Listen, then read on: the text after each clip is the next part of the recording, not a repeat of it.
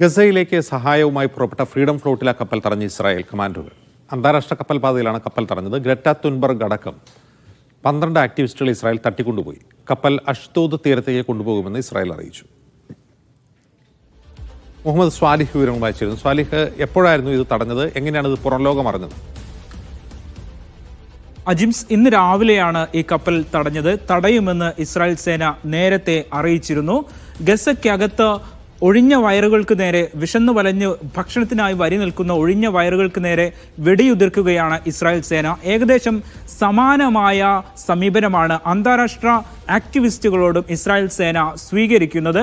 ഗസയ്ക്ക് 160 kilometre അടുത്തിരിക്കവെയാണ് Israel സേന ഈ കപ്പൽ തടഞ്ഞത്. ഫ്രീഡം ഫ്ലോട്ടില കപ്പലിന് സമീപത്തേക്ക് 4 സ്പീഡ് ബോട്ടുകൾ അടുക്കുന്നു.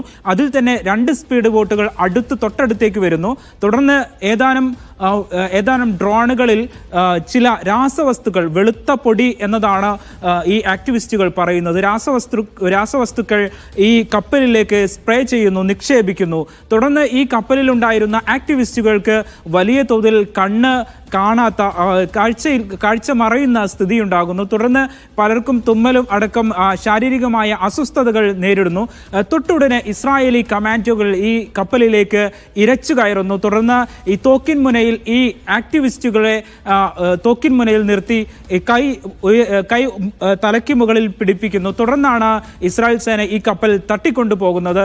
ഇപ്പോൾ ഇസ്രായേലിലെ അഷ്ദോദ് തുറമുഖത്ത് എത്തിക്കും എന്നതാണ് ഇസ്രായേൽ സേന സ്ഥിരീകരിക്കുന്നത്. ഈ കപ്പലിനെ ഇസ്രായേൽ സേന വിശേഷിപ്പിക്കുന്നത് സെൽഫി യാച്ച് എന്നാണ്. അതായത് പരിഹാസത്തോടെയാണ് ഇസ്രായേൽ സേന ഈ കപ്പലിനെ, ഈ മൂവ്മെന്റിനെ സമീപിക്കുന്നത്. നേരത്തെ കഴിഞ്ഞ ജൂൺ 1 ഇറ്റലിയിലെ സിസിലി തുറമുഖത്ത് നിന്ന്